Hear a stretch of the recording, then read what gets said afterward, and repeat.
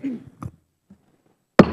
will come to order. I'd like to begin this hearing by stating the Oversight and Government Reform mission statement. We exist to secure two fundamental principles. First, that Americans have the right to know that the money Washington takes from them is well spent.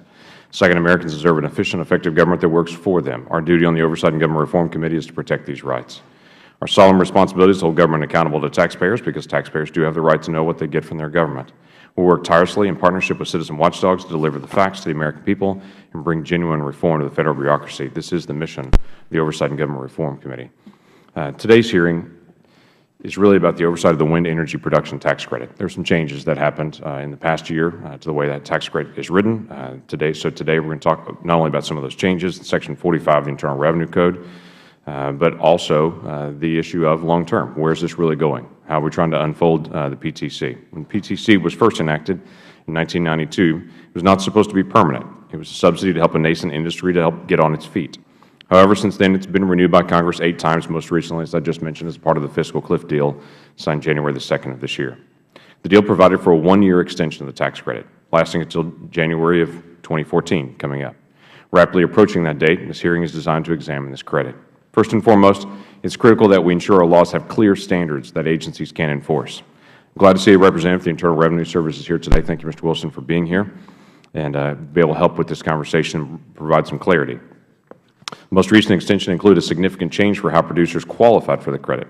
Previously, a wind facility had to be placed in service, meaning producing electricity before the deadline. Now a wind facility only has to begin construction by the deadline to qualify. One of the goals of this hearing is to make sure this change to the PTC is working properly for the taxpayers and for the Treasury. We need to make sure that the IRS is able to evenly apply the law in a manner that reflects congressional intent. The IRS's guidance document defining beginning of construction appears to be lenient and vague at points, and we need to provide some clarity. Furthermore, there are serious deficiencies in the mechanisms to ensure a taxpayer has complied with the tax credit's requirements. There is a real risk the IRS is not properly positioned to ensure that credit is not being improperly claimed at some future date. According to a recent estimate from the Joint Committee on Taxation that I requested, another one-year extension of the PTC will cost $6.2 billion for just wind alone. And that's over the next 10 years. A 5-year extension for wind would reduce Federal budget receipts by $18.5 billion over the next 10 years. As long ago as the 1980s, proponents of wind energy have been saying that tax credits were only needed temporarily. So we're trying to look for what is that temporary date and how does this keep working.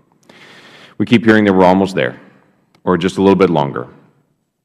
But the facts state that wind power has been steadily increasing over the last 10 years. And there's this point of saying, when does wind power take off on its own? In 2003, wind accounted for about 0.12 quadrillion BTU in power consumed. According to the Energy Information Administration, the projected total for 2013 will be 1.61 quadrillion BTU, rising to almost 1.7 quadrillion for 2014. From 2003 to 2012, wind power consumption increased over 1,000%. Additionally, wind power as a share of our domestic electricity generation has risen progressively. As of 2012, wind power is at 3.46% of our U.S. electricity generation. This is up from 0.29% in 2003, representing an almost 12-fold increase in wind's share of electricity generation in a 10-year period.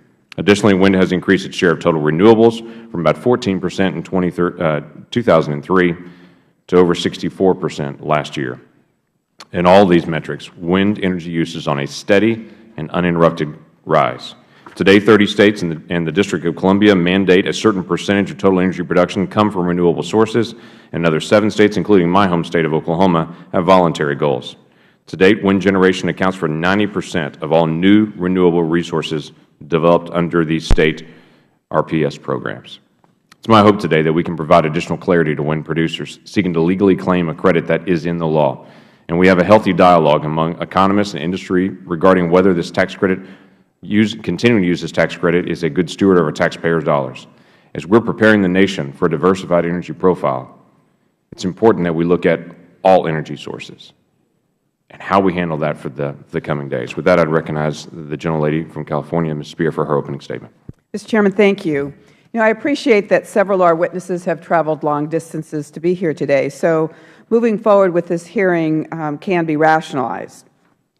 But our government is in a shutdown. 800,000 Federal employees are furloughed, and Congress has abdicated its fundamental constitutional responsibility to fund the government. So moving forward, I think it would be appropriate for this committee and other committees to shut down during this shutdown so that we feel the complete and utter efforts being made to not function in an adequate fashion. Having said that, we are here today for a hearing on the production tax credit, which has helped the wind industry grow to a major source of renewable energy here in the United States, as the Chairman has mentioned. In fact, wind energy has grown from about 1% of the U.S. total energy production before the PTC to now 4%. Today, the wind energy industry employs more than 80,000 American workers, including workers at manufacturing facilities up and down the supply chain, as well as engineers and construction workers who build and operate wind farms. And these are good-paying jobs. Wind turbines are now made domestically by approximately 550 new manufacturing facilities in all regions of the country. These facilities produce more than 70% of the content of an average wind turbine installed in the U.S., compared to just 25% in 2005.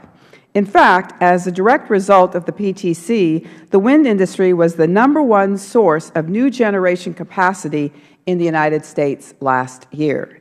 And we are making these turbines in America. Wind energy also means lower prices for consumers. Department of Energy data shows that from 2005 to 2010, electricity rates increased by twice as much in the 40 states with at least wind power compared to rates in 10 states with the most wind generation. I can tell you that clean wind energy and the PTC are important to California, and I know that Oklahoma is one of the biggest producers of wind energy as well. Only weeks ago, the IRS issued new guidance interpreting the latest extension of the PTC. That was passed on January 2nd of this year. Not a single energy company has yet claimed the tax credit under this one-year extension, and it will realistically be at least 18 months before the IRS will be called upon to apply its guidance. This can be a risky proposition for companies that are investing hundreds of millions of dollars in new wind energy projects. After all, if they don't build and get it operating, they don't get the credit. There are no loans or guarantees or upfront benefits. That's why clarity is essential. We can help make sure we don't face problems down the road when those investing now seek to claim the credit. Mr. Chairman, call me paranoid, but I also have to note that on the same day this hearing was announced, American for Prosperity, Freedom Works, and more than 20 other conservative groups launched a campaign to end the PTC. The majority's witness is also known as an opponent of the PTC and wind energy altogether. I hope that we are really conducting oversight of the implementation of the law and not using this hearing simply to launch another attack on a clean energy program that has worked well for many years. There is little doubt that the elimination of the PTC or the risk of its termination lapse will damage the industry and put a brake on its renewable growth. The wind industry has gone through a boom and bust cycle whenever Congress has allowed the benefit to expire and get close to expiration. Last year, even though the PTC lapsed for just one day, hundreds of workers who manufactured wind turbines were laid off, and construction and manufacturing projects were canceled in anticipation of the lapse. Workers in Grand Forks, North Dakota, and Little Rock, Arkansas lost their jobs at turbine manufacturers when the PTC's future was in question. Some object to the wind energy industry receiving any Federal support. But let's get real.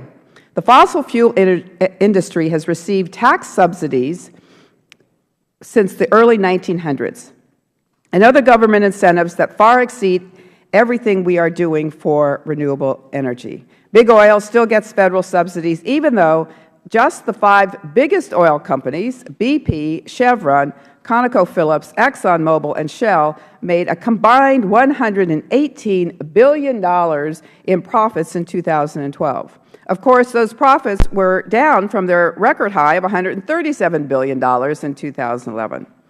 I want to bring your attention to this chart, which illustrates the huge differences in subsidies for fossil fuels as opposed to wind energy over time. Oil and gas have received over $4.8 billion each year in government subsidies over 90 years. Wind energy, by contrast, has received a small fraction of that, an average of about $370 million per year for the last 19. So if anyone has fiscal concerns about Federal support for energy producers, I think this chart shows clearly that there is much more reason to be concerned about support for fossil fuel industry than renewable energy sources. If we want to get rid of the PTC, well, let's get rid of all the subsidies for all of the various forms of energy. We need to give as much support to clean renewable energy sources as we have provided and continue to provide for fossil fuel industry.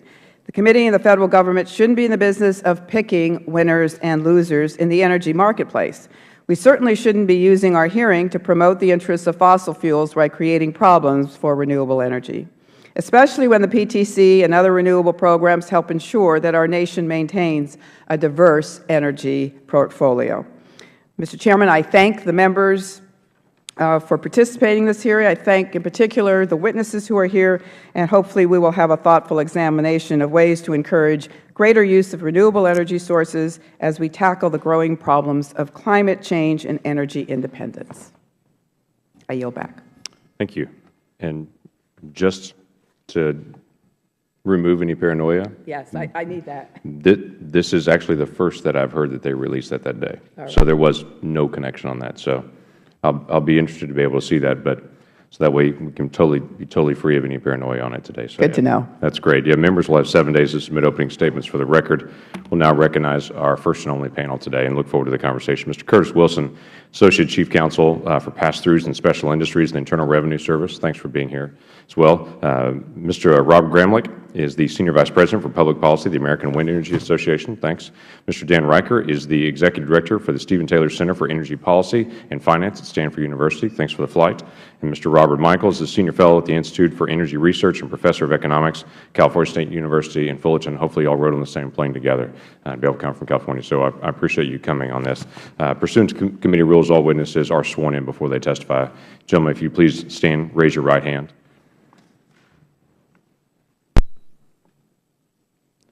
Do you solemnly swear or affirm the testimony you are about to give will be the truth, the whole truth, and nothing but the truth, so help you God? Thank you. You may be seated. Let the record reflect the witnesses have answered in the affirmative. In order to allow time for discussion, I would ask you to limit your testimony to 5 minutes. There's a countdown clock in front of you that will help with that. If you go a little bit over, we'll have mercy. If you go a little bit under, it's bonus points. And then we'll have conversation and dialogue from there. So recognizing the panel, Mr. Wilson, we'd ask you to be able to go first in this, and I look forward to receiving your testimony. Thank you, Chairman Lankford, Ranking Member Speer, and members of the subcommittee. My name is Kurt Wilson, and I appreciate the opportunity to appear before you today to discuss renewable energy credits under the Internal Revenue Code. Before I begin, I'll provide to you a little background about my office and its role in connection with renewable energy credits. As you said, I'm the Associate Chief Counsel of the Pass-Throughs and Special Industries Division of the IRS Office of Chief Counsel. My division has between 70 and 80 lawyers plus 6 support staff. Our responsibilities include providing advice to the Commissioner of the Internal Revenue Service and his staff, providing litigation support to our colleagues in our field offices and at the Department of Justice Tax Division, working with taxpayers on private letter ruling requests, and drafting guidance to taxpayers and the Internal Revenue Service that is published in the Federal Register and the Internal Revenue Bulletin. When drafting published guidance, we work very closely with the Office of Tax Policy at the Department of Treasury. My office has subject matter responsibility for a wide range of issues. One of those issues is the credit for production of electricity from renewable energy sources under Section 45 of the Code. That section generally permits taxpayers to earn a credit each year based on the amount of energy that they produce over a 10-year period from qualified resources at a qualified facility. Alternatively, taxpayers may elect an investment tax credit based on a percentage of their eligible basis in qualifying property in lieu of claiming the production tax credit. Qualified resources include wind, geothermal, closed-loop biomass, open-loop biomass, municipal solid waste, and a few others. In addition to the production tax credit and investment tax credit, Section 1603 of the American Recovery and Reinvestment Act of 2009 allowed taxpayers a third option of requesting a cash payment in lieu of either the production credit or the investment tax credit.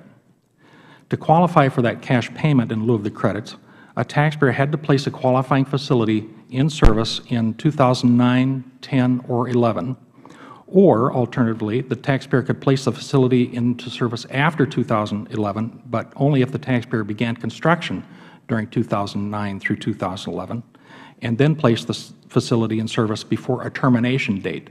And that termination date varied depending upon the type of facility. In contrast to the Section 1603 program, to claim the production tax credit or the investment tax credit, taxpayers initially had to place a facility in service by the end of 2012 in the case of wind facilities, and by the end of 2013 for other eligible technologies.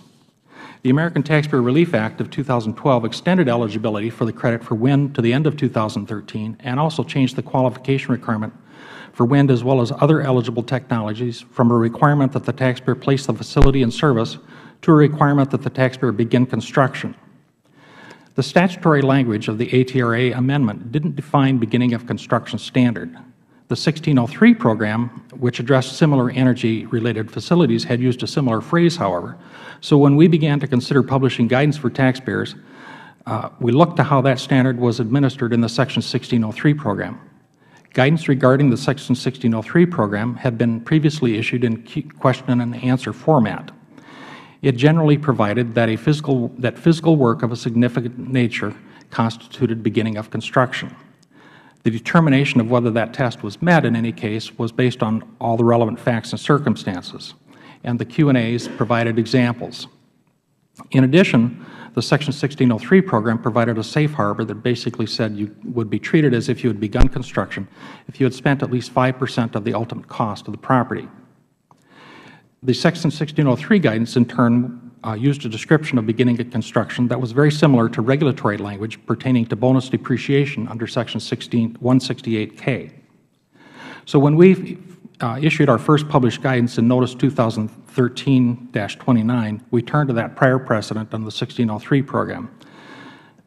For the most part, we followed that prior precedent, providing both the physical work of a significant nature and a 5% safe harbor. But we also noted that there would be strict scrutiny, like there was in the 1603 program, if taxpayers didn't begin construction and then maintain a continuous construction program. It's important to note that whether the taxpayers apply under the safe harbor of the 5% or a second safe harbor that we provided in 2013-60 following questions from the industry about beginning of construction, that taxpayers can still meet that standard if they do perform physical work of a significant nature. I hope I've provided sufficient background on this credit, and I am happy to take questions. Thank you, Mr. GRAMLICH.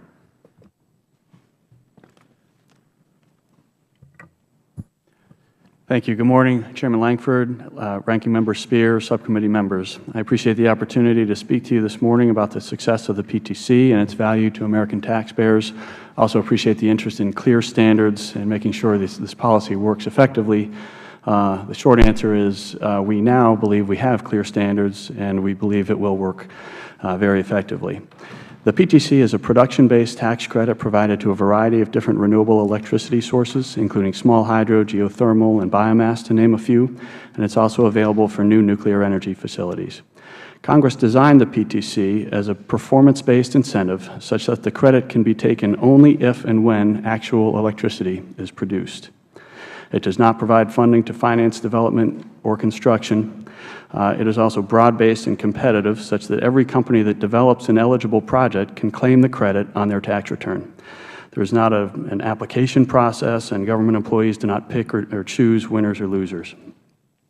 On January 1st, 2013, as part of the American Taxpayer Relief Act of 2012, just as the PTC expired, Congress extended and modified the structure of how projects qualify for the PTC.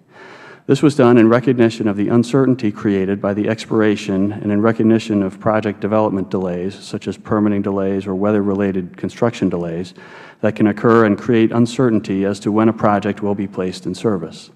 Under the modification, projects that commence construction before January 1st, 2014 qualify for the credit. However, consistent with prior law, a wind operator cannot actually claim the PTC until it produces and sells electricity. The IRS, as you've just heard, has issued much needed and much more clear guidance on this statutory change in a manner consistent with congressional intent and start construction precedents. Under the guidance, construction commences when physical work of a significant nature starts. This start of construction framework has ample precedent in several other sections of the tax code, including sections for bonus depreciation for self-constructed property, expensing for qualified property used in refining liquid fuels, and with respect to the recovery period for natural gas distribution lines. Over the years, the PTC has been a tremendous success. With the credit in place, the U.S. wind industry was the #1 source of new generation capacity last year. Wind turbines are now generally made domestically by approximately 550 manufacturing facilities in all regions of the country. Wind projects in the U.S. have brought economic growth to rural communities, roughly $400 million in annual property taxes or similar payments to communities, and lease payments to farmers and ranchers of around $120,000 per turbine over its lifetime. This tax credit, estimated by the Joint Committee on Taxation to cost less than $2 billion per year, drives over $20 billion in private investment annually and brings electricity to the equivalent of 15 million American homes.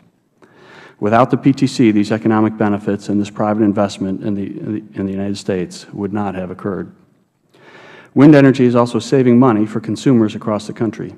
One recent report from May of this year found that doubling the use of wind energy in the Mid-Atlantic and Great Lakes states would save consumers close to $7 billion per year. Even in the Southeast, utilities have entered into power purchase agreements with wind energy owners because wind energy proved to be the least expensive option for their customers.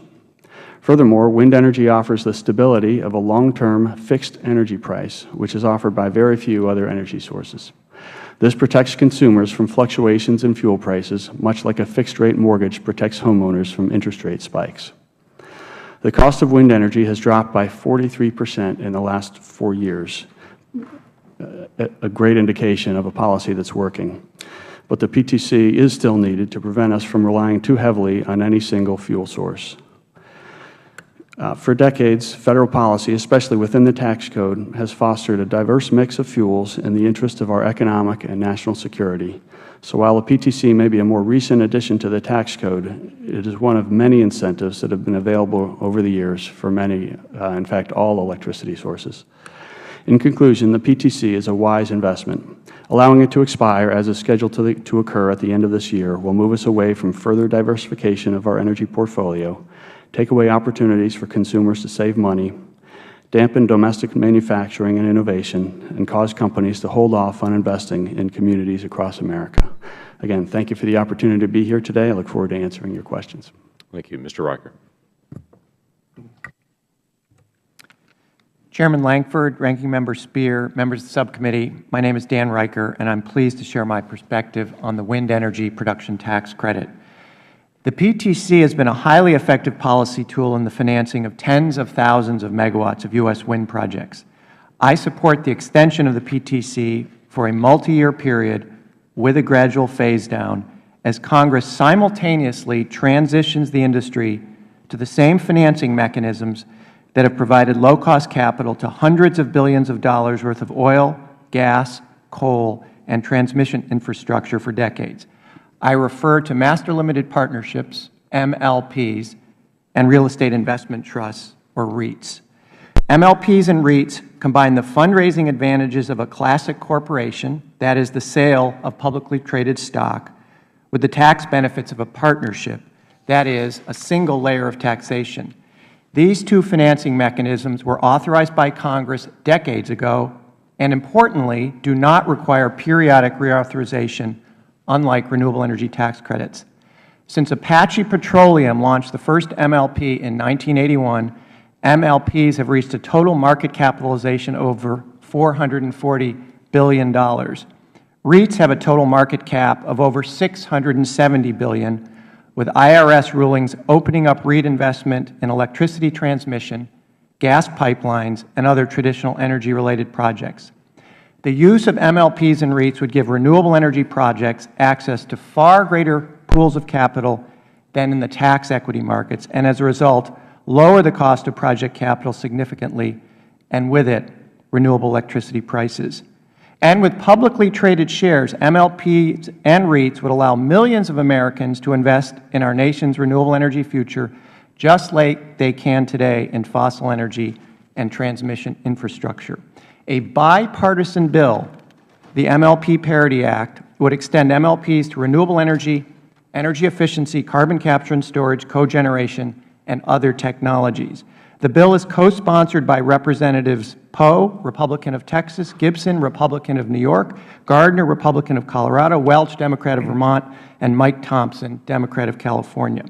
Senators Coons, Moran, Murkowski, and Stabenow back a bipartisan and identical companion bill in the Senate. On the REIT front, the IRS on its own could issue a broad revenue ruling that would extend REITs to renewable energy. The IRS has already issued private letter rulings extending REIT status to, among other things, electricity transmission lines, gas pipelines, cell towers, and billboards. In December 2012, 35 members of Congress, Republicans and Democrats, wrote President Obama urging him to support the extension of REITs and MLPs to renewable energy. I understand that the Administration is considering these approaches. A smart transition to the financing of U.S. wind projects would involve a three-pronged approach. Number one, a multi-year extension of the PTC with a gradual phase-down. Number two, the near-term congressional adoption of the MLP Parity Act. Number three, an IRS revenue ruling that expands REITs to include renewables. This smart transition would allow the wind industry for the next several years to continue to build projects using a well-established financing approach, the PTC, while the industry also works with the existing MLP and REIT finance community to transition to these long-standing, lower-cost financing mechanisms. In this way, wind companies could land in a place that much of the rest of the energy industry has long enjoyed: low-cost, government-authorized financing mechanisms not requiring periodic congressional extensions. This would be a big step forward for an industry that is generating more and more good-paying U.S. jobs, as it also generates more and more low-carbon electricity. I want to emphasize that my support for MLPs and REITs should in no way signal that I endorse an immediate phase-out of the PTC or any weakening of the current investment tax credit for solar. We need significant time for a thoughtful phase-down of the PTC, and we need significant time for an effective ramp-up of MLP and REIT financing. Above all, the industry needs policy certainty and continuity to avoid the serious consequences of past boom and bust cycles. I'd be pleased to take your questions. Thank you. Dr. Michaels. Thank you, Chairman Lankford, Ranking Member Speer, and members of the committee for the opportunity to testify today on the loss of taxpayer dollars in the form of the wind production tax credit. To start with, go back to the creation. The PTC began as an obscure part of the Energy Policy Act of 1992, a tiny subsidy to an infant industry that might need support to grow. Not until the 1990s was it even mentioned in DOE's annual energy outlook, where it was expected to produce very little by 2020. It surprised us. It grew to a highly competitive international industry. Wind turbines accounted for the largest block of new power generation in 2012. Throughout this, the PTC sunsetted, was renewed, and so on. Today, wind lobbyists are again asking for full continuation, permanent subsidy. Looked at objectively, wind power is a poor choice for continued subsidy through the PTC. It is in no way an infant industry. Generator manufacturers compete around the world and fund their own research. Even if advances are on the horizon, a subsidy like the PTC should not be offered because it pays turbine owners to operate rather than to invent.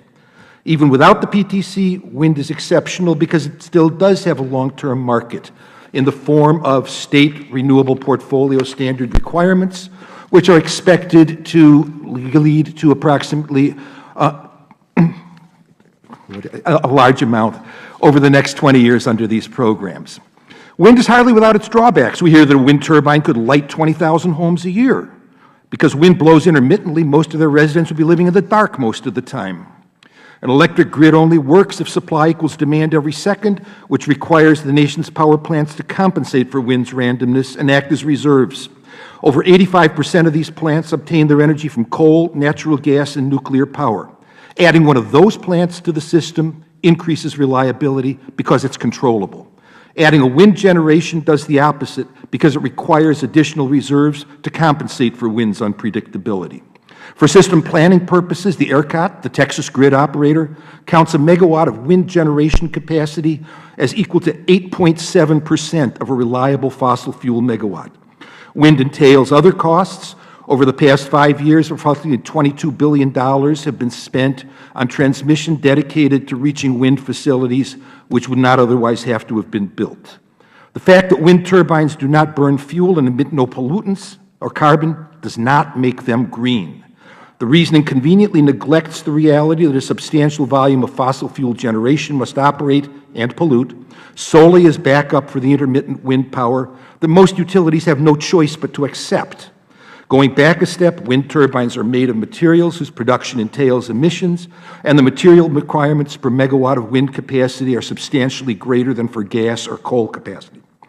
Finally, some advocates see wind as worthy of public support because of its alleged abilities to create jobs. There's nothing discernibly unique about wind as an industry. Construction jobs are short-lived and mostly in conventional building trades. Most construction employment is small, and post-construction employment is small in volume and skewed towards low skills. Claims that the wind production tax credit increases employment are without foundation. There are computer programs that purport to show job creation as wind workers' incomes are respent. When households and businesses pay premium prices for wind power, those funds are unavailable for them to spend elsewhere. Every visible new job in the wind industry comes with a less visible lost job elsewhere in the economy. It concerns me that the National Renewable Energy Laboratory now offers computer models for use by wind advocates that calculate created jobs and never consider the lost jobs due to overpriced power. Wind power has grown from a novelty boutique energy source into a mainstream industry that employs numerous high-paid lobbyists at the Federal and State level. The PTC has remained and even expanded despite the lack of any rationale for keeping it. At the wind industry's present size, other seeming advantages have also vanished to be replaced by higher costs, generally funded by consumers rather than wind investors. Wind's environmental implications are not all benign. Advocates of the PTC cannot substantiate claims of job creation. The PTC's rationale has vanished, its usefulness to taxpayers has expired, and so should the PTC. Thank you. Thank you. I am very grateful for all four of you to be here. Listening to opening statements could not have been more different, and I'm looking forward to the dialogue on that, and I really do appreciate that, and that's the way it should be, and to be able to go through the dialogue as we try to pursue some of this. Mr. Wilson, I mentioned to you before and given you the heads up on it. Mr. Gramlich had mentioned much greater clarity is there. The 5% phase out, or the 5% safe harbor, is obviously a clear safe harbor based on what the final price is. My concerns are the way the rule is written, as it comes out right now based on beginning construction.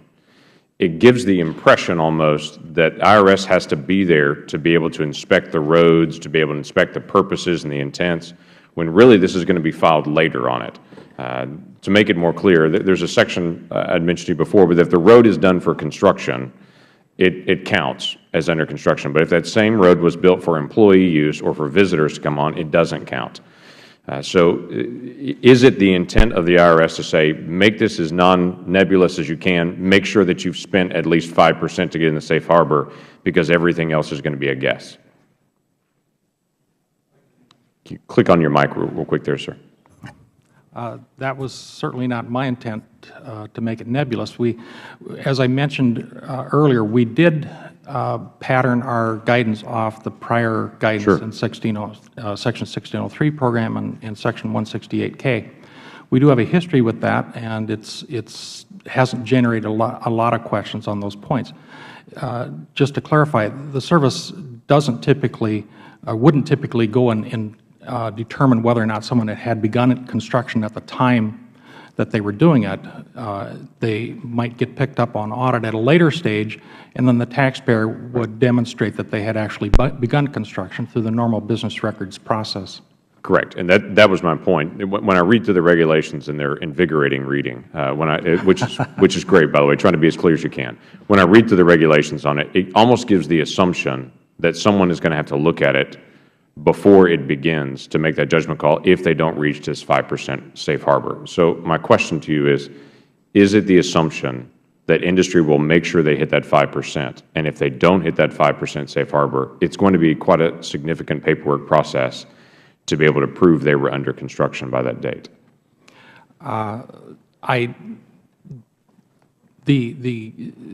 There is no assumption that people will try to make to use the safe harbor, the 5% safe harbor, more than the other safe harbor, which I mentioned in Notice 2013-60, which is placed in service by the end of 2014 or 15. That is an alternative that they can use. They can make the 5% safe harbor, they can make the placed in service safe harbor, or they can do the physical construction. Right, but physical construction, if they're going to put up, let's say, 100 towers, and they put in the footings for 2 of them, that is under construction, though they might have only spent 3% of the actual total in cost. So the question is that now it becomes, were they under construction enough? Were 2 footings with the steel and the concrete down? Now, I know they're not going to pour that way, by the way, that they're going to have to do multiples, but putting in a road, putting in 2 footings for 100 different units, does that count long term for all 100 eventually? Right. That depends. If all 100 are operated as a unit, right. It's a facts and circumstances determination, but you can treat multiple units as one project for purposes of beginning a construction if you begin work on if they do continuous construction. Let's say they put in 2 footings. It ends up being 3% of the total cost of the final cost of the projects. But then they do a little bit of construction each year for the next 10 years. And they don't really put it into use, start actually generating, producing power for 11 years from now. Would that 10-year time clock begin for the PTC at the point that they put the first tower in as far as actually producing electricity? When does that 10-year clock begin for the PTC for them? That, again, I'll have to say it will depend. If one of the things that the guidance provides is that we'll look carefully or with strict scrutiny at a taxpayer who begins construction but then doesn't maintain a program of some level of continuous. I'm assuming they're going to have some kind of continuous construction in that. Could they take 10, 11 years? Now, I don't know that they would have a difficult time getting capital for that. I get that. Could they take 10 or 11 years to do a project and then start the 10-year clock running? So basically, could an investor know, I'm going to trickle this project along while I'm working on other things just to keep something moving and then get the PTC at some future date? We have the responsibility on this dais to also do budgeting. And when we put a tax credit out there, in the past it's been very clear. We know when it goes online. We know we've got 10 years from there. With this one, some of the difficulty we have in budgeting on this is we don't know when it's going to go online. We don't know how many projects are going to take how long in continuous construction. And we talked about phase-outs and such. A typical project may take 3 or 4 years to do in construction, not including all the very lengthy permitting processes. The challenge is this is somewhat of a phase-out already because of the length of time, and it's unknown. So could they theoretically hold this indefinitely? They could. If they still met the beginning of construction and continuous program of construction, then there is not an end date for that. Okay. Well, that's something we'll work on together. That's something our responsibility. I'm going to continue to move on so we can keep the conversation going. Ms. Spear. Thank you, Mr. Chairman. Mr. GRAMLICH, give me an idea of the kind of high-paying jobs the industry generates. Sure. There's certainly a lot of construction jobs. Manufacturing jobs would be the other general area, as you noted, and I noted as well, the 550 manufacturing facilities in the country now producing wind energy. But how much, give me an average salary.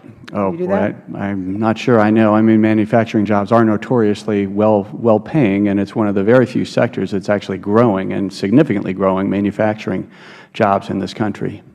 So maybe on behalf of the committee, you could submit to us some numbers so that we'll have the benefit of that as we evaluate the PTC in the future. Dr. Michaels suggested that these aren't permanent jobs. Would you like to comment on the robustness of the jobs that are created within this industry? Well, he said there's nothing discernibly different about this industry. I mean, these are great jobs. Many industries have great jobs. Our industry happens to have a lot of manufacturing jobs, and as long as the industry keeps growing, those facilities, those 550 facilities, will keep churning out wind turbines over the years. It's very similar to the auto manufacturing sector in terms of the skills and the types of jobs. And of course, those auto manufacturing facilities, as long as there's a market, they keep churning out automobiles every year in, year out. That's what we expect and hope for. Mr. Reicher? Let me say quickly, I worked for a wind company for several years after I left Washington. This is a long-standing wind company. It's in the business of R&D, manufacturing, assembly, installation, maintenance. This was in a small New England town. It's been a real important industry in that community. They've installed turbines for the military around the world, for Native Alaskan villages, all over this country, all over the world. It's a very specialized type of turbine, and these have been great jobs for people who I don't think would otherwise have the access to those kinds of jobs. So my other question was, and to what extent are we exporting these turbines? There is a little bit of growing export market. One of the reasons we produce so much here is that these happen to be very large, heavy pieces of equipment. So we actually have a unique strategic advantage for this sector in manufacturing these turbines here in this country, compared to a lot of other industries where policymakers may be looking to, where can we grow manufacturing jobs? This is actually, because of the unique physical attributes of wind turbines, this is actually a great opportunity where we really can expect to manufacture the turbines here that we end up deploying here. All right. So when we do, as we often do, is not act until the last minute, do this lurching forward as we have this year and extending it for 1 year, the implications are profound. Can any of you talk about the impacts to jobs lost when we don't give any clarity and consistency in what we are offering in terms of tax credits? I can, sure. I mean, last year we expected, with the impending expiration of the tax credit last year, we commissioned a study that found 37,000 jobs, or roughly half the jobs in the industry, would have been lost. We did, in fact, lose many of those jobs in the latter half of the year as the expiration approached, some of which we lost in manufacturing and may never get back. Now, the industry has rebounded with the extension of the tax credit and the change to the start construction framework, as opposed to solely using the placed in service qualification.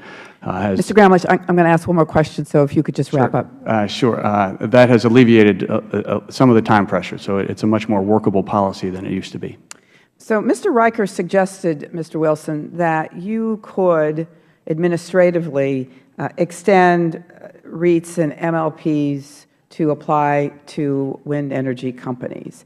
Are you contemplating that? Is that on the agenda within the administration? That's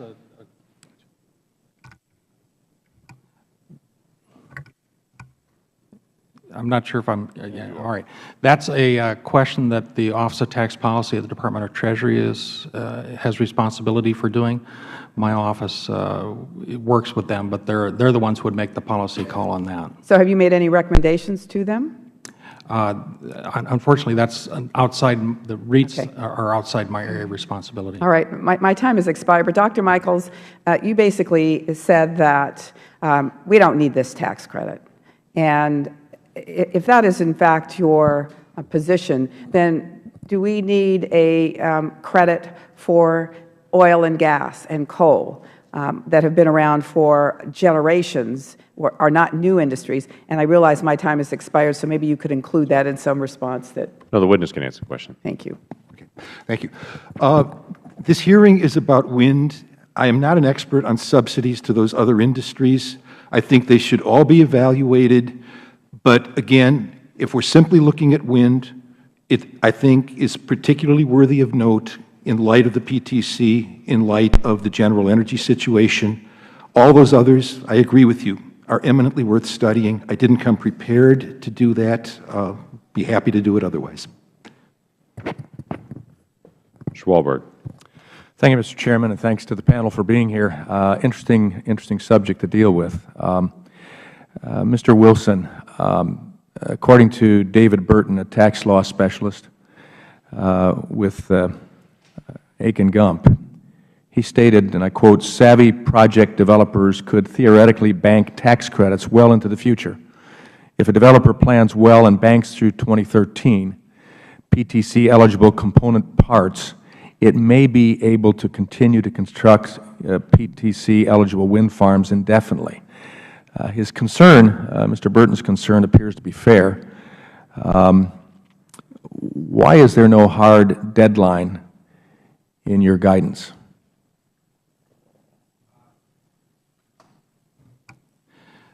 We didn't place a hard deadline because the statute doesn't place a hard deadline.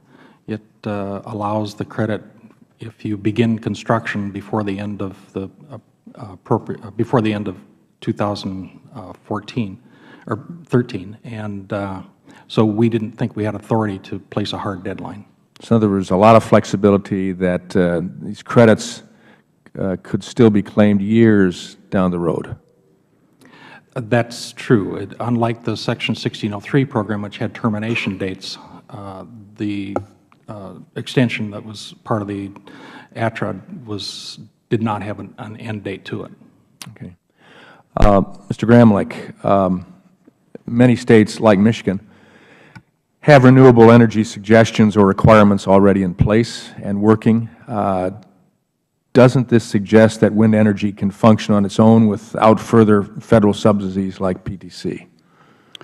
Well, the state renewable portfolio standards are very effective policies. The thing is, we've met and exceeded most of them by now. So for the foreseeable next few years, they have no real market impact. In a few states, we're more than 5,000 megawatts, or I think that would be maybe double what the actual requirement would be. Well, it would seem like it would be in states' best interest then, if they're seeing that type of impact, to increase. But we're not seeing that, are we? Mr. Michaels, along that line of questioning, you note in your testimony that the widespread use of RPSs negate the need for the wind PTC. Could you elaborate further on that? The RPS requirements in states are projected to require somewhere around 100,000 megawatts of renewable generation. Most of them are going to be wind over about the next 15 years. That means one thing. Even if wind is uneconomic, it says that these people, utilities in these states, will have to buy it. It will support the industry in that very real sense. It supports demand without the complexities and the incentives that come with the production tax credit. Mr. Gramlich, response to that. Dr. Michaels, I believe in his testimony, said 70 gigawatts of additional wind would be needed, and then a minute ago in his oral testimony said some large number, and then just now I think he said 100 gigawatts. The truth is it's actually 28, so far less than half of his lowest claim. Dr. Michaels, response to that. I have never heard the 28 gigawatt figure. I think we can simply resolve this by looking at the references. Okay. Dr. Michaels, you note that the PTC is probably a poor tool to bring forth innovations. Explain that a little further. I mean, that's a fairly strong statement. So.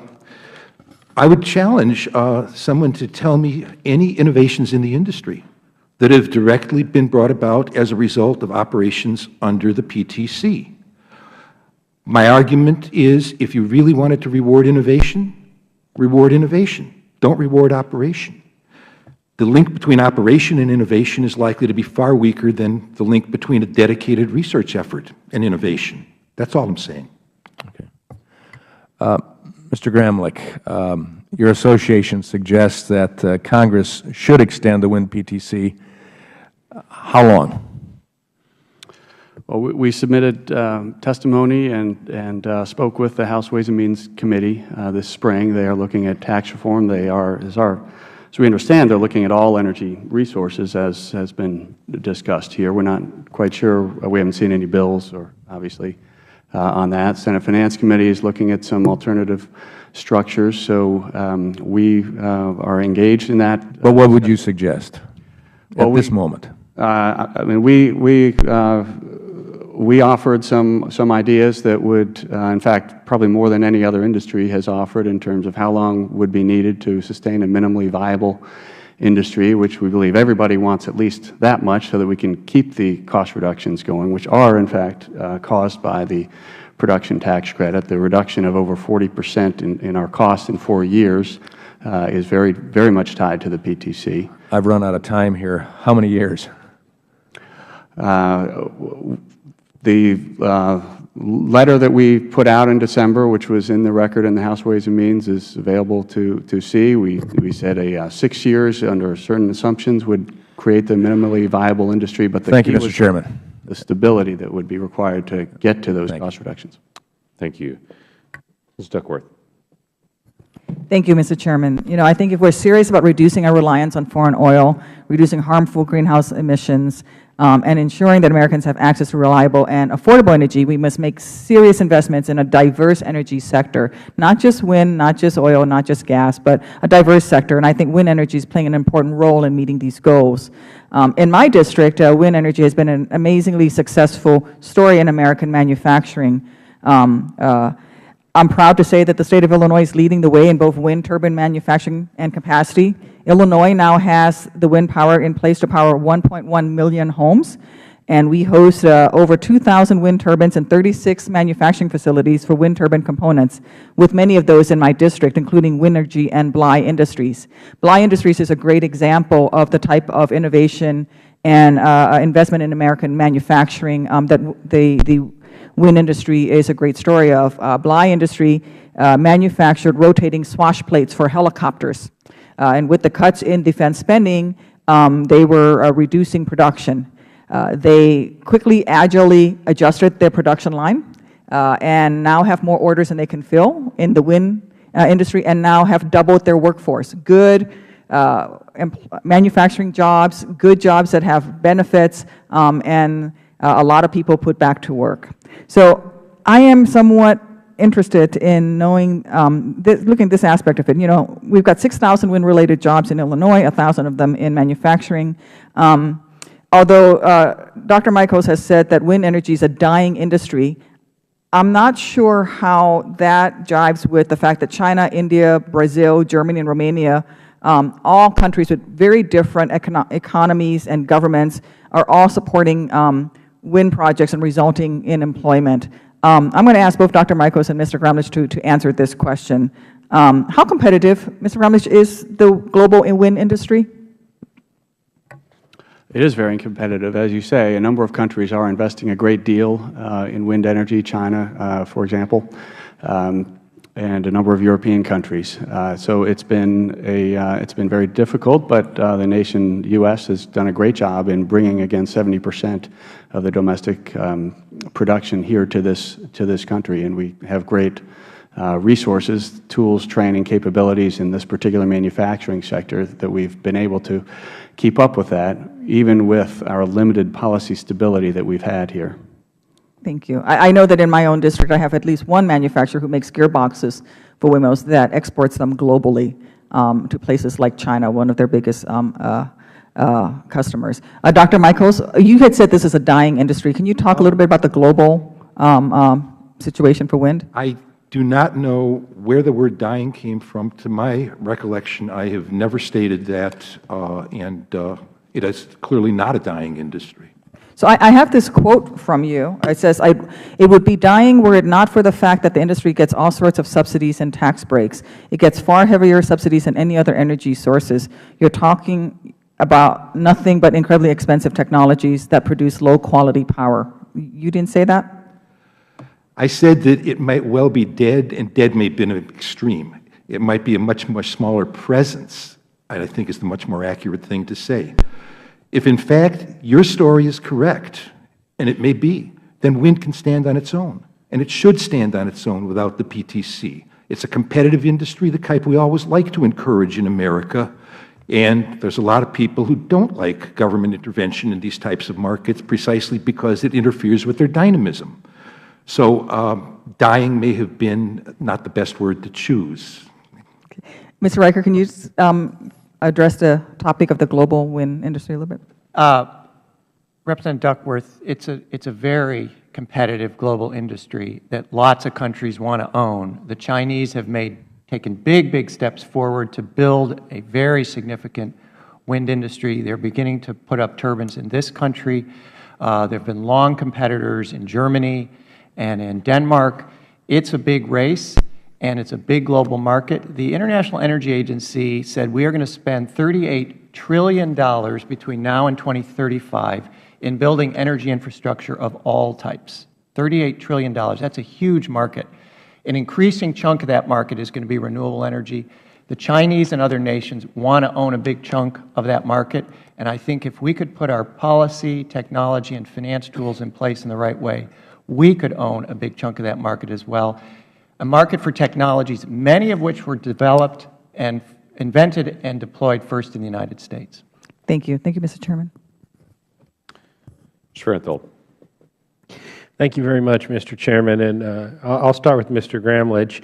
I'm concerned that the wind energy subsidies that we're spending and the proliferation or the growth of wind energy is actually costing us more than we know. Are you familiar with concerns that the military and that have been raised with respect to interference of wind turbines with radar used for air traffic control and military training and any of the costs associated with that?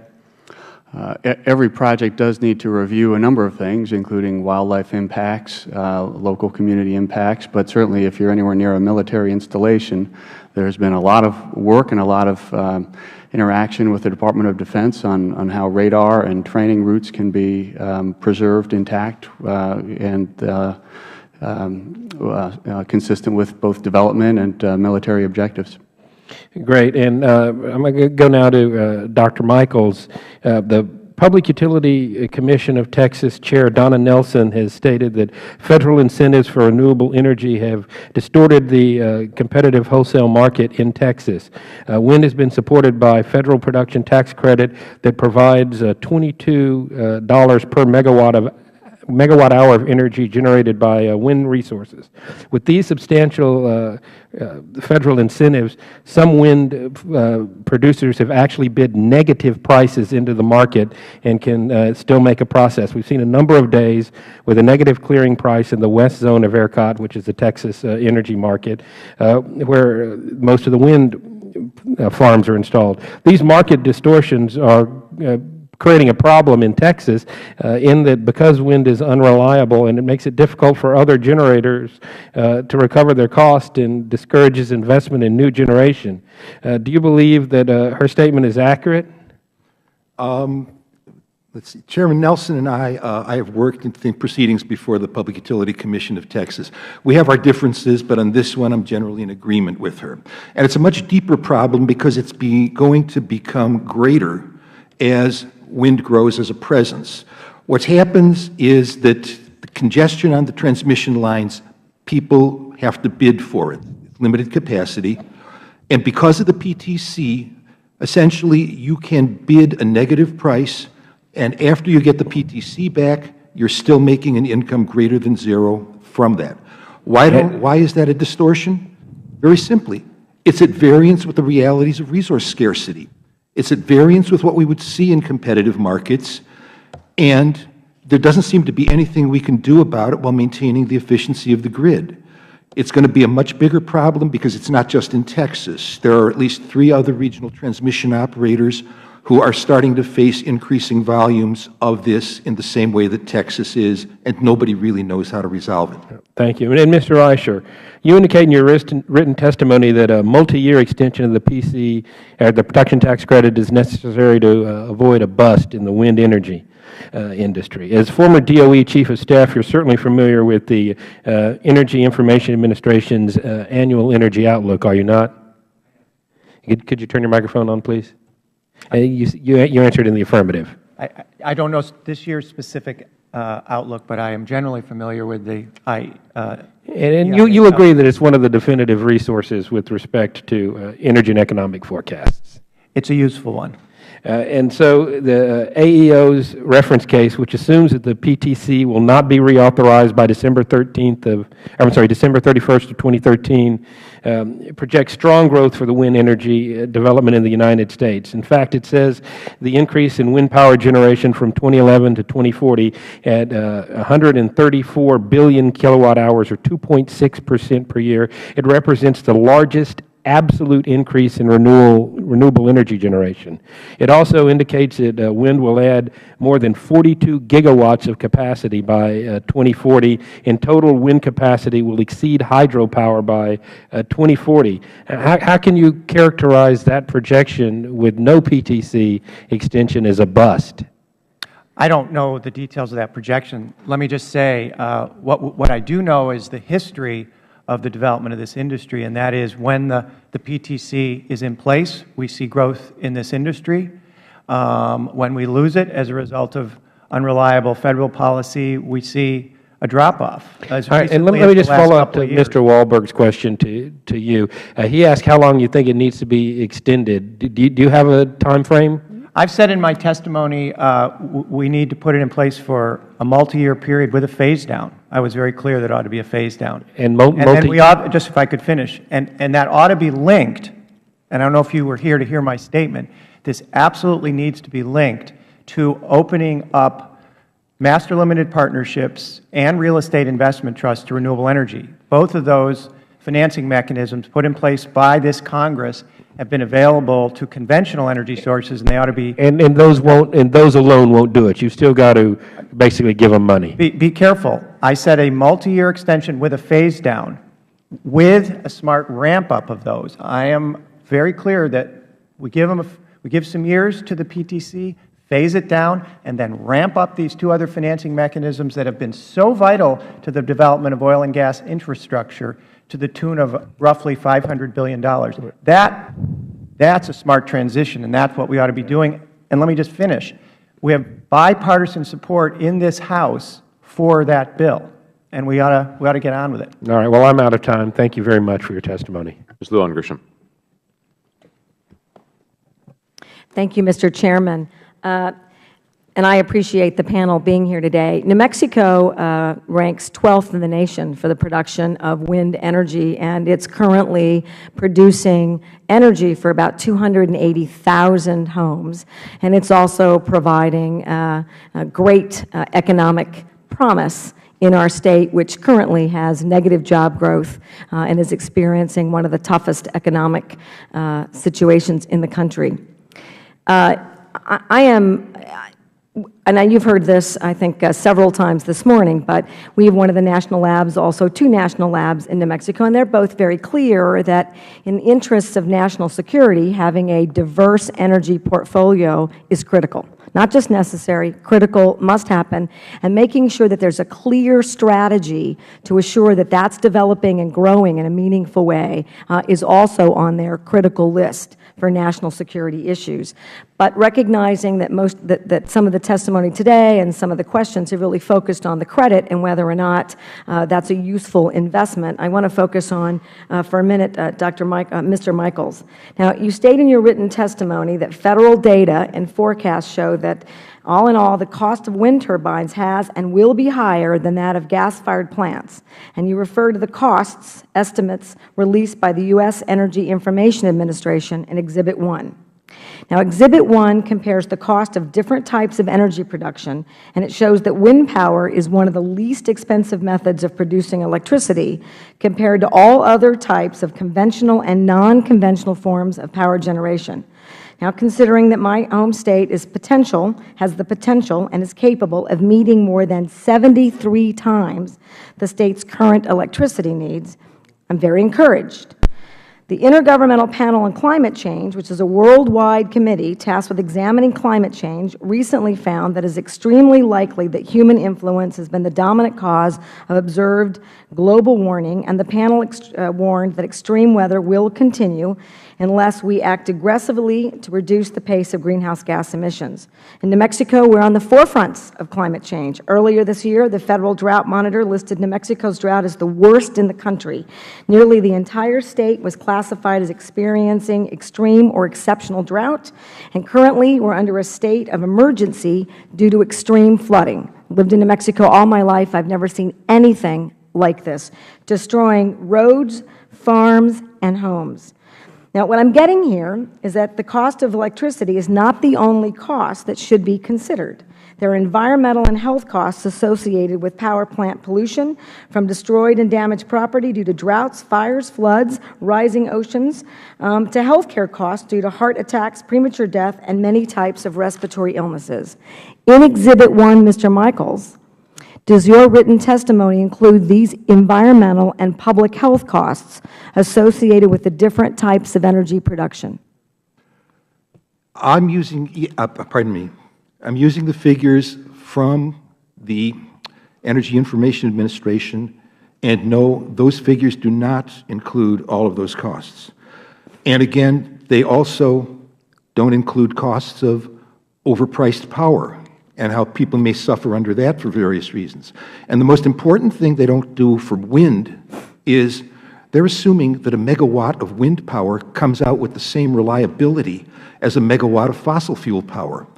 You have to add to that wind expense the fact that you need backup, that you have to do a lot more than just look at the cost of that unit. The gas-fired unit, well, Mr. Michaels, or Dr. Michaels, I appreciate that. I've got Mr. in here, and I see clearly it's a doctor, so I apologize for getting your title wrong. But in any event, it's clear then that this comparison in your exhibit is not complete.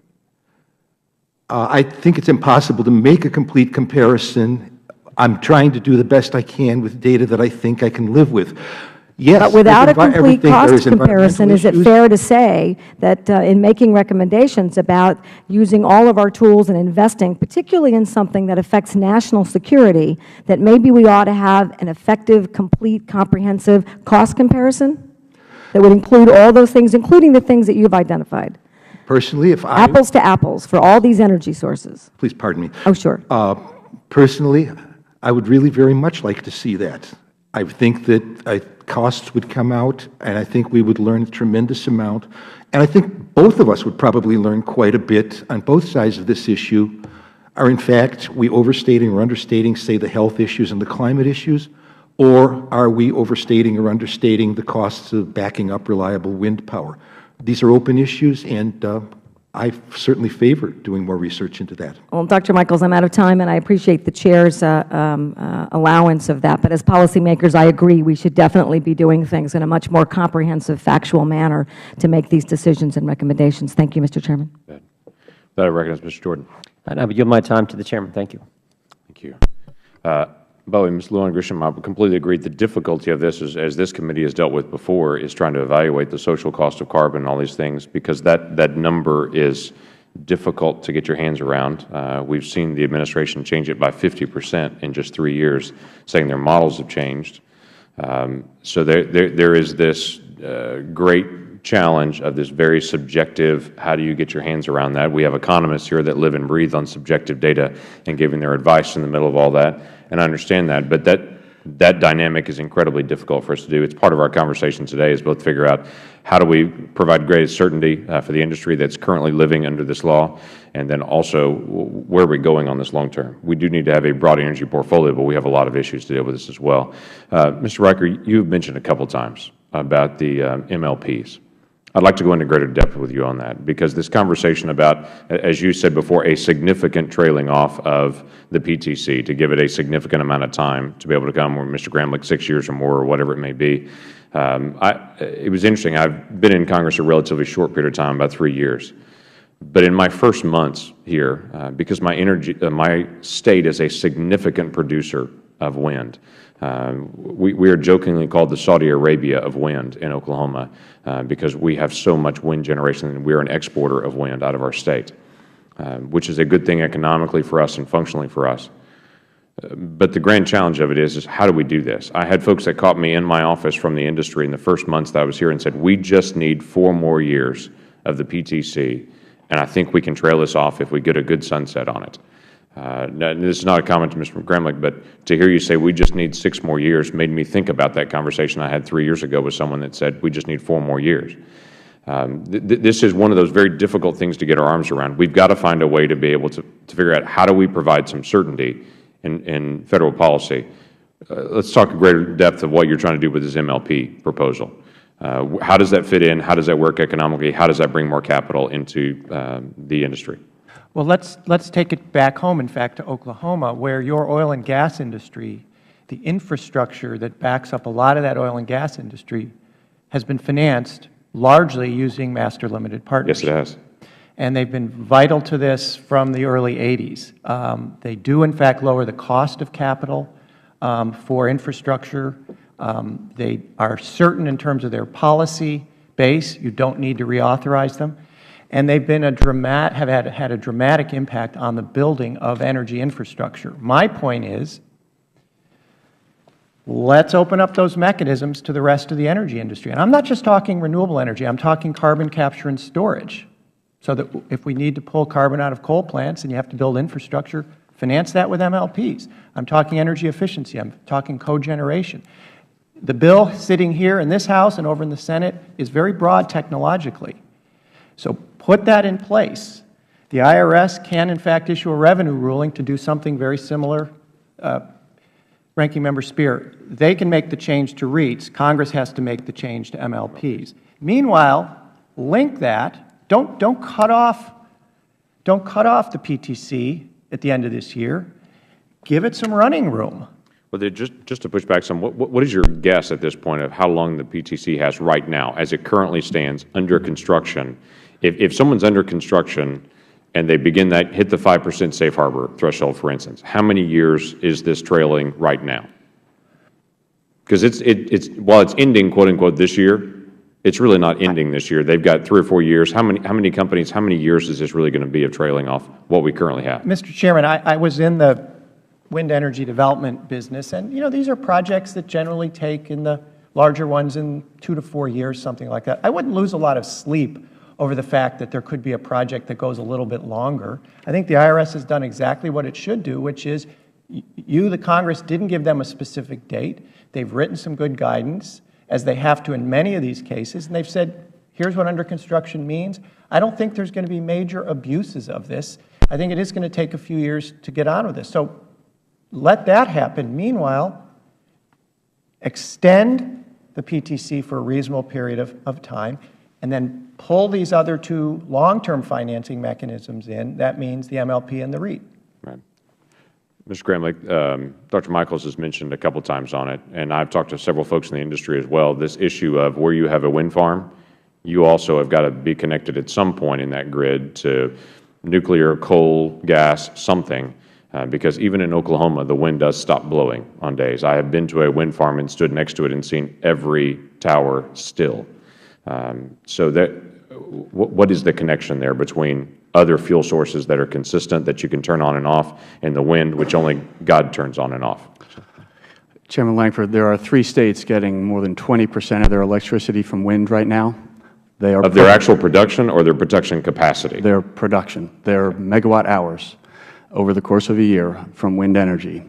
I was one of them. These are perfectly reliable systems. You could have those utilities in here talk about how their lights stay on. But it's because they're partnered with another fuel source, and I'm running exactly how it works for fossil and nuclear facilities, because every single generation facility can go off at any moment. Right. It's nothing, why we have a diversified fuel structure. Exactly. That's why, quite frankly, I believe it's good to have coal and natural gas and nuclear and wind, have all of these out there because we want a diversified source on it. But that is true. They're going to always be partnered with. They can't be just a standalone, consistent power source. Exactly. That's why I did not advocate for a 100% wind energy grid. Okay. Thank you. Mr. Horsford. Thank you. Good morning, Mr. Chairman. Thank you to our panel for being here. Those who oppose wind energy argue that production tax credits should be permanently eliminated as an incentive for wind project development because the wind industry is no longer in its, quote, infancy and therefore no longer needs such support. The argument goes further that all electricity generators should be subject to smart-based competition, but only wind projects should compete on their own economic and environmental merits without the support of Federal financial incentives. Mr. GRAMLICH, Your expertise lies in the wind industry, and I've met with your organization in the past. I'm from Nevada. My district is 52,000 square miles. I have both rural and urban. One portion of my district in the northeast in White Pine County has a major wind farm.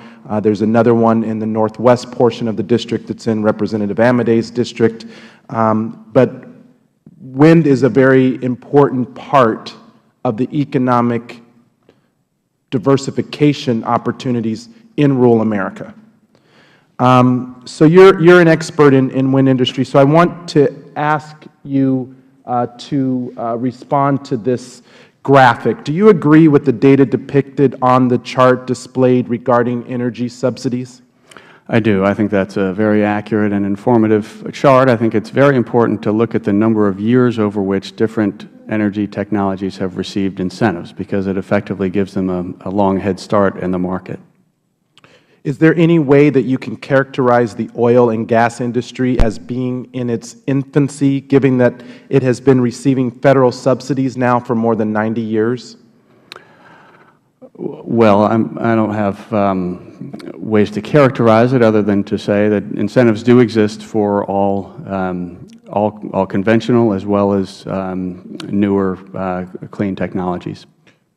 But after 90 years, they're not infants. I do think the time frame absolutely matters. Yeah, the relative short period over which clean energy sources have received incentives is very relevant to determine how long they are needed. I mean, one answer to the question of from Representative Walberg would be, well, I don't believe the incentives for wind will be needed as long as conventional sources have received them. I don't know. You know, it of course matters a great deal what your assumption is on what other technologies receive in order to say how much we need, and we don't know that yet. Okay. Well, let's stay with this for just a moment, though. The production tax credit has been around since 1992. That's correct? Correct. But a significant increase in wind energy capacity didn't actually occur until about 8 years ago in 2005. Is that also correct? I know that well because that's when I joined AWEA. That's correct, yes. So would you say that wind energy tax credits are still in its infancy?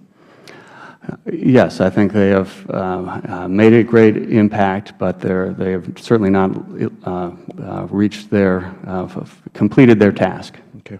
So let's take a look at the amount of the subsidies on this chart. According to this chart, the oil and gas industry receives about $4.8 billion in Federal subsidies on average every year, which have developed into giant industries as a result.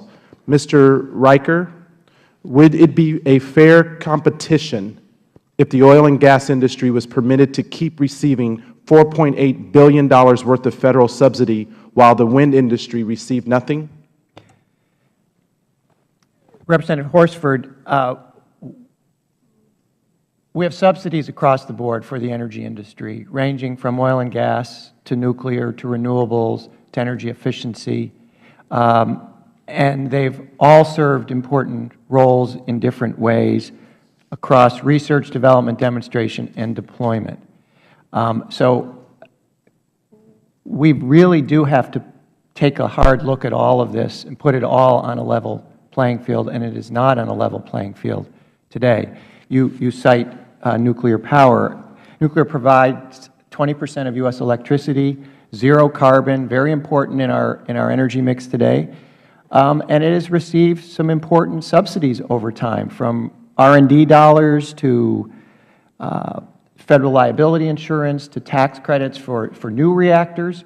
It's become an important mix, and the Congress has backed these subsidies over decades and decades, and we're doing similar things in the oil and gas area, and we ought to continue to push the renewable area as well. Okay. Now, the option is to get rid of all of them. I don't see that happening. If we're not going to get rid of all of them, let's build a level playing field. Thank you. My time has expired, Mr. Chairman. I would just say that we need to be careful. It seems that the distractors of the wind industry are asking the government to pick winners and losers by only removing Federal subsidies for one particular sector of the energy capacity, which is wind energy, but leaving all of the other subsidies intact, and I would not support that approach. Thank you.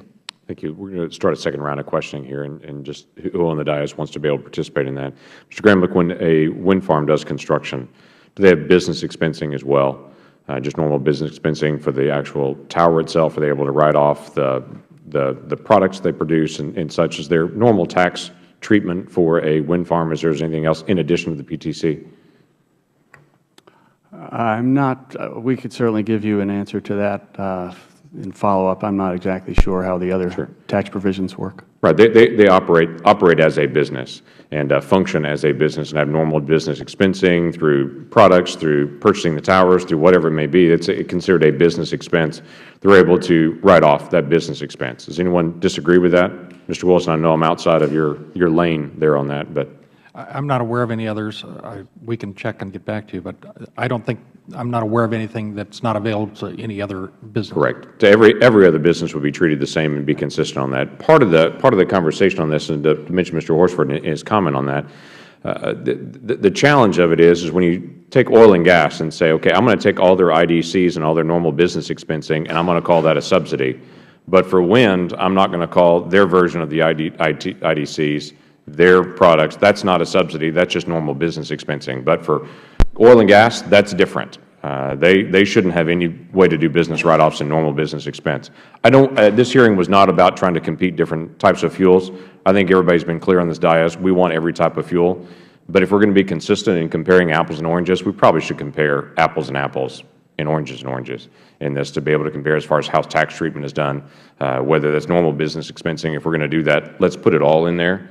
And let's actually compare, not based on size, because it is my guess, I don't have the exact number in front of me, I think the oil and gas industry is slightly larger than the wind industry. So when you talk about the dollars that are involved in actual investment, it's a different amount of dollars that are involved in investment as well in this. I need to ask about renewable fuel standards.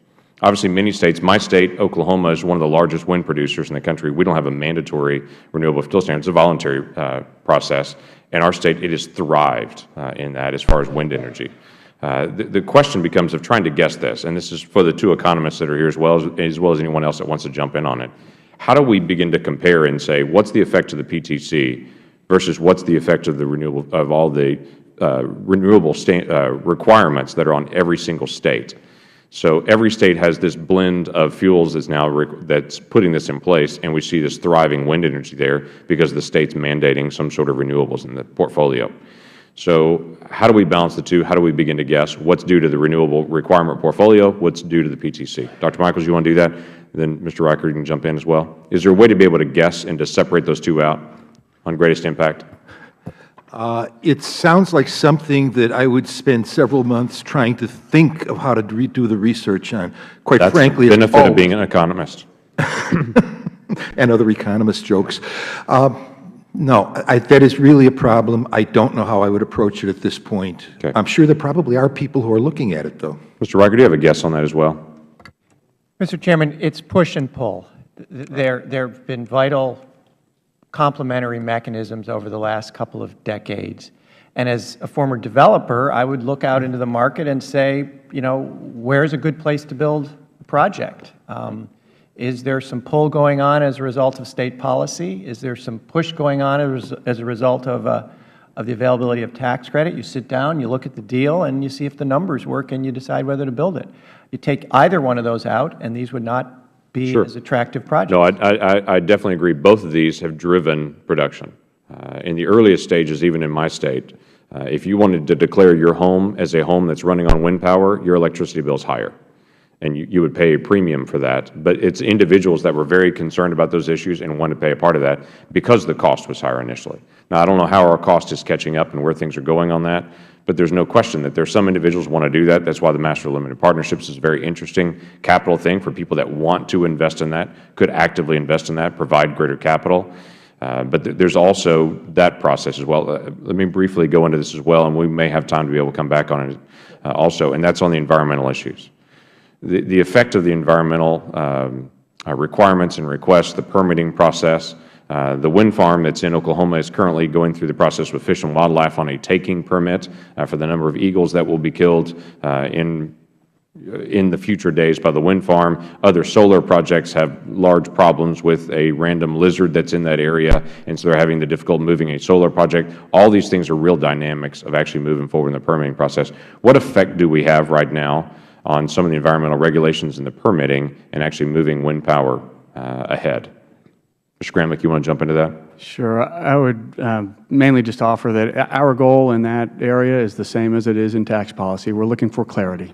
Like every other industry, we want to know what the rules of the road are. And with this change in the statutory provision for the tax credit, we sought for and received clarity from the IRS.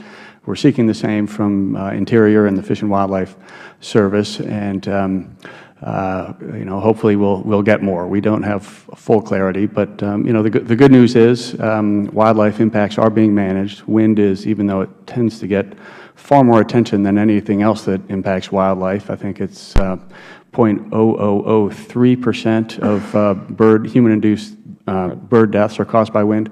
Every bird death is regrettable, and we're working hard to mitigate those. Yeah, it just makes for a great photograph is really what it does on that. And we have just as many issues in western Oklahoma saying we can't put up a wind tower because of the habitat of the lesser prairie chicken in western Oklahoma, and to say it's not a matter of the taking of an eagle, it's a matter of the habitat of a lesser prairie chicken that someone has said prairie chickens are afraid of wind towers, and so we don't want to put more wind towers in this area because we fear that when we get a lesser prairie chicken on the couch and begin to do counseling with them, they're nervous about those towers. And so we have a whole different set of issues. Obviously, that's a different hearing for a different day. Mr. Horsford. Thank you, Mr. Chairman. I actually enjoy coming to this committee because it's actually the one time we get to have a little bit of substantive debate, and I really do appreciate your leadership as chair that allows us to have more of these discussions. And I didn't want to interrupt you or ask you to yield prior when you were clarifying the issue around the subsidies. And all I have to say about the subsidies is, oil and gas has a whole lot of exemptions and loopholes that have been built into those subsidies over the 90 years. And I agree that if we're going to look at things apple-to-apple comparison, then it should lay out some of the unique exemptions that industry has enjoyed, and whether or not it's proper for them to continue to enjoy them at the expense of having a new burgeoning portion of renewables to have an appropriate incentive to participate. And I think that is a fundamental policy question that we need to have. So I agree with you. Would the gentleman yield for a colloquy? Sure. And I'll extend your time. I think we can do unanimous consent fairly easily to extend your time. The issue that I have is most of those tax treatments for oil and gas, other traditional fuels that have been around for a while, most of them really are normal business expensing. Just their business expenses look different. Obviously, it's very expensive to be able to put up a tower, do a drilling operation for a moment, then be able to pull that out. But that's the normal operation. They're able to write that off. So while some folks will say that's a loophole or a special subsidy, that's their normal business. That's what they do as a business, and it only applies if they keep doing it. If they ever stop, then that goes away. And some of the challenge of this is for wind at this moment, they have normal business expensing, which they should, by the way, have normal business expensing. They also have a PTC that's driving that. They also have renewable portfolios that are driving that. It's an industry that has grown rapidly, that's rapidly catching up with hydro, which no one would have guessed decades ago that it would catch up with hydro. And the challenge is, how do we do this in the future for any industry that's functioning? And I totally agree. Everything should be looked at. But we also need to be able to keep it in context what it really is. Like for instance, going to one of the loopholes, get talked about G&G for oil and gas. That's just geology. It's a normal part of their business expensing. If you're doing geologic research, you're going to have to spend that if you're actually going to poke a hole in the ground to do the research. So it's just research, normal business expensing. But we'll work through this process in the days ahead. We'll have hopefully a tax reform proposal come to the House, and we'll have this in a very aggressive format at that point on a lot of issues simultaneous. Reclaiming my time, Mr. Chairman, I appreciate those points. I will just note that the oil and gas industry is much more profitable than any of these other sectors. And the question will remain, and the policy choice is, should those special exemptions, tax loopholes, and other subsidies continue to apply for some 90 years for what is a very profitable industry. And I have no, say what you will, it's a private business, they can make money. But wind energy and other renewables are much more entrepreneurial. They're more of the small business that's partnering to develop an energy project with oftentimes a utility. That's what's happened in my home state of Nevada. It's a small wind energy project that has a purchase power agreement with the major utility. And their margin of profit is nil if there's a profit at all, because they're trying to demonstrate that this approach will work. So I just hope that as we proceed, and I'm glad to hear that we may ultimately have a comprehensive tax reform package, because we need to look at these industries who have historically gotten special exemptions, tax breaks, and other subsidies, who have tremendous profits to the detriment of entrepreneurs, small businesses, and those who should be getting Federal subsidy in order to grow our economy. Thank you, Mr. Chairman. Absolutely. And while we're having this dialogue, and I do appreciate the dialogue going back and forth on it, I'm glad to see every type of energy is extremely entrepreneurial. Wind is much more efficient now in its generation than it was 20 years ago, and the actual production of electricity, what they're actually putting into the line. So we're more entrepreneurial. But what's happening right now with oil and gas and the revolution that's occurred in fracking is because of an entrepreneurial risk as well. So those are small businesses that have also taken an enormous risk. The cost of a well, now that we have this, we're now, as a nation, awash in natural gas. But that also, each drilling platform has gone from a little over $1.5 million to about $6 million just to go try to get down to that hole and to be able to do it. So there's lots of entrepreneurial risk in that. That's a great part about being an American, quite frankly, is that every one of these industries has a tremendous amount of entrepreneurial risk, and when they take the risk, it pays off for them. Mr. Wilson, I'm going to ask you one quick question on the IRS provides the private letter rulings in response for guidance. Is there a plan to do private letter rulings for wind developers just to make sure that they are going to meet the under construction or they've begun construction tests? Is that dialogue already occurring with industry to give them some sort of stability and confidence? We haven't received any requests for private letter rulings yet. Would you anticipate those would come in the next 3 months as we get closer and closer to this deadline? I'm not really anticipating that. I think for the most part the wind industry is pretty satisfied with the placed in service safe harbor. I think for the most part they think they're going to be able to make that comfortably. So I'm not anticipating private letter rulings. Okay. So what your assumption is at this point that the majority of everyone's going to make the above 5% safe harbor target for final cost of construction, and they're not going to have to worry about some of the earlier rulings if they're less than 5%. Right. Obviously, you can't say with certainty at this point, but that's your assumption at this point. Either the 5% safe harbor or the alternative safe harbor for placed in service before the end of 2015. Correct. Mr. GRAMLICH, do you assume the same thing on that? I can't speak to whether private letter rulings will come, but the guidance that they did provide is, I know our investors are ready to go now. That guidance, as I said before, was much needed, both the one in the spring as well as the one just issued. So I think there's going to be a lot of business happening based on that. And may I say one more thing about the Treasury rules? I'm a little concerned with an impression that may have been left by some questions and some answers earlier about the open-ended nature of the IRS rules. You should be assured that under either approach, safe harbor or physical work, significant investment to the tune of tens of millions of dollars for a typical wind project will be needed and committed to, and payments begun by the end of this year in order to qualify. So, and that risk, as we've just discussed on the entrepreneur, that is on the developer. That's not on the taxpayer, on anybody else. So the companies are, doing what they can right now to sign their power purchase agreements with utilities. They need an off-taker. They need a customer. They need to know where that sale is going, because they don't want to hold that risk with no customer. So it is not open-ended. It is not indefinite. that risk will be held by them. And we expect a very limited universe of projects to qualify for that. Partly the power markets are somewhat soft for all new electricity, so it's not going to be a huge set of projects that do qualify regardless. And also keep in mind that the PTC applies to other technologies than wind. So when Treasury and IRS are looking at these timelines, they have to account for the construction timelines of not just one technology but multiple. Right. Mr. Reicher, you look like you're leaning into your button there. You have a comment?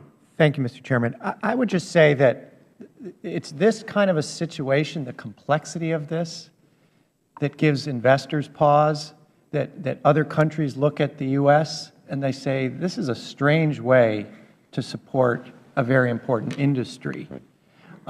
And I think it's unfortunate, and I think it's the reason why a multi-year extension with some clarity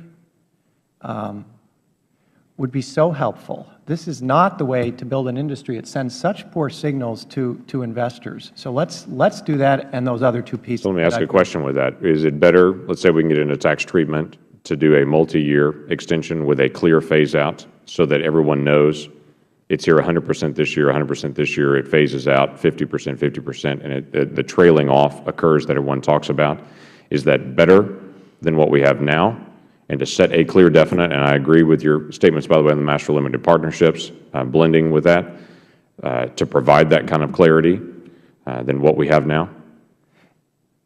Absolutely. And I think that's consistent with what the American Wind Energy Association has said in its statement at the end of 2012. Right. Pick a significant amount of time, a reasonable amount of time, phase it down, and put these other things into place. Correct. But my own question, we have two things here. My own request to joint tax evaluates, we do this another 5 years, it's another $18 billion in cost. So we have to look at cost issues to say, what does that really look like? And the discouragement that I would have on this side of the dais is, if you set let's say a 6-year time period and say there's going to be a phase out, what is not there so that 2 years from now, when the phase out actually begins and it starts trickling off, our offices aren't flooded with saying, we just need 6 more years to go through that. Setting that definite time period and making sure it's clear, let's get a balanced look at this to make sure that we have the infrastructure in place to provide this.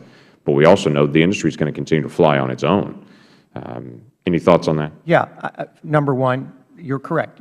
In theory, you can't bind a subsequent Congress. Right. Decisions can change. Having said that, if you blend these other financing mechanisms in, I would sit here today and bet that you will see the sort of logical transition that I'm talking about, and there will be less and less of a reason to seek another 6 years. I actually think that this multi-year phase down and pull these other mechanisms in, I think we will be at a point in 5 or 6 years where people will say, boy, we've done a really smart transition of this industry to a way that grown-up industries like oil and gas infrastructure and transmission infrastructure now use to get built. Right. Dr. Michaels, one quick comment, then I'm going to recognize the ranking member. You had mentioned something about jobs and about job growth. These are manufacturing jobs. I know you didn't mean this, but I want to be able to just clarify one thing, and at least I'm not evaluating your heart on this one. You said they're low skill, they're manufacturing, they're not good jobs. I want to give you an opportunity to clarify that, because I can assure you there are lots of folks in manufacturing jobs in my district that are great people and that are great jobs on that. Can you get your microphone there, too? I'm sorry. That definitely does need a clarification. Okay. Manufacturing jobs come in all sorts of skills, so do construction jobs. And the only thing I was saying was, if you look at the typical educational attainment, training attainment of people who are in these jobs, people who work at the wind installations after they go into operation, I've seen these in things like environmental impact statements for wind operations, where they have to inventory the workforce. And I think, generally speaking, the people in the construction end of the wind are pretty standard, good people, but pretty standard. And the people operating are simply relatively less qualified people. Yeah, the grand challenge of this is that the new push to have a definition of what's a green job and what's not a green job. And that's where this gets drawn in, to suddenly say it's a green job, and so it's on a higher level, and you actually meet that person, and they're doing manufacturing and other things, like a lot of other jobs. I went to a green job training location that was a Federal grant that went into my district from several years ago, and they were doing green job training. And at the end of it, I met the director, I met some of the folks that went through the program, and I asked the director privately, how many people in this program that have gone through for a couple of years will work in a green job? And her answer was, the skills are transferable. I said, that means zero, doesn't it? And her response was, the skills are transferable. There are jobs that are out there that are great jobs, and I have no opposition to this at all, to be able to have great manufacturing jobs and jobs operating and that kind of such in wind power. But to create this sense that the only way American economy is going to move forward is if we create more green jobs, I think begs the question of, we just need to create more jobs, period, have a growing economy. With that, I recognize the Ranking Member, Mr. Speer. Mr. Chairman, thank you. On that note, in a country that has been reeling from extraordinary unemployment numbers for 5 years now, I think Americans would applaud the creation of any job, green or otherwise. And I am, I guess, bullish on the wind industry in part because we are making it in America. And the more we can bring manufacturing back, the more we can be insourcing, the more that we can be restoring the manufacturing base that has really served us so well for so long is to our advantage. Now, having said all that, this has been a really good discussion, Mr. Chairman, and the robustness of it and the thoughtfulness of it is really the kind of dialogue that should take place in this committee more often. So I want to thank you for that. I do think what it has underscored for me is that we should not look at any one of these credits in isolation. That if we're going to look at these credits, we look at them in toto. We look at them to make sure that we are not picking winners and losers, something that I've said and that others have said this morning. We have got to be fair. And I am one of those that really wants to embrace that kind of a review. And since that is under the jurisdiction of this subcommittee, I hope that you will consider having a hearing where we can look at all of these tax credits and evaluate them completely. Let me just ask one last question, and that is to you, Mr. Wilson. Has the GAO identified any abuses of the PTC in your recollection? I'm not aware of any, no. Do any of you know of any kinds of abuses that have taken place? So this is not a situation where people have somehow tooled the system or used it to feather their beds in a manner that wasn't consistent with generating energy, correct? Not that I'm aware of, no. All right. So with that, Mr. Chairman, I thank you for bringing this hearing to our attention and for opening up some other avenues of review. Thank you. And thank you all the witnesses. Thank you. And I ask unanimous consent. I've mentioned a couple of times a letter that I wrote to a Joint Committee on Taxation asking for some information documentation. I ask unanimous consent to place this in the record. No objection. Gentlemen, thank you for being here and letting us pepper you with questions. We'll do some follow-up in the days ahead. I'm grateful for the clarification that's happening and look forward to us finding some solutions to be able to solve this long term. We do need a plan. So that this is not a perpetual, never-ending proposal of how we handle energy production. We need a plan and a structure that we know is going to work and help us. So, gentlemen, thank you very much for your time. With that, we're adjourned.